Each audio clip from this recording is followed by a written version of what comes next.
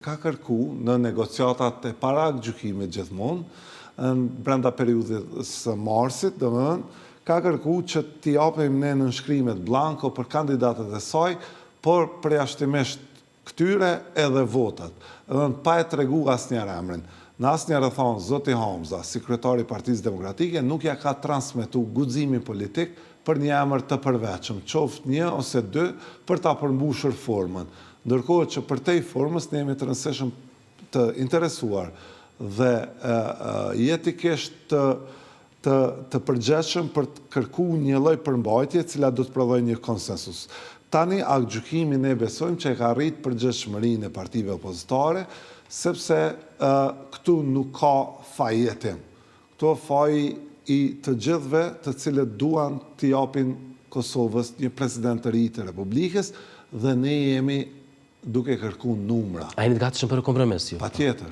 Cili është kompromisi që mund të afroni? Ne kemi treguar në krye të herës herën e parë që ne vetëm 24 orë përpara zotin Konjufca e kemi mandatuar, ndërkohë që zonin Kollçaku paktën 3 orë përpara për ta përmbushur formën.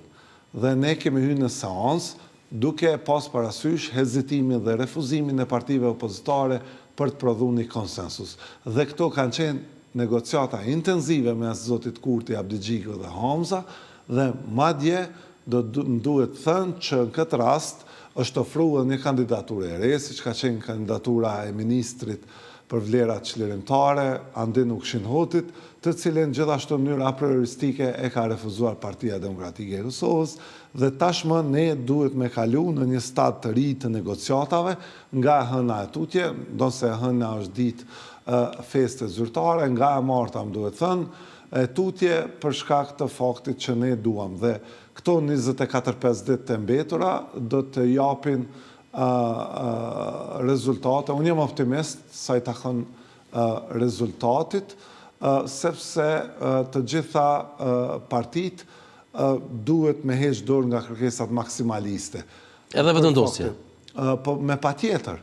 Sepse ne nuk kemi kërku... A është një lloj zbutje, qëndrimit të vetëndosjes? Ne nuk kemi kërku asnjëherë që të imponojmë një kandidat monopartiak. Kandidatura e zotit Konjufca dhe zonjës Kollçaku ka qenë vetëm për arsye, sepse në fund këtë arsye, ose këtë legjitimitet të arsyes, na ka legjitimu gjykata kushtetuese.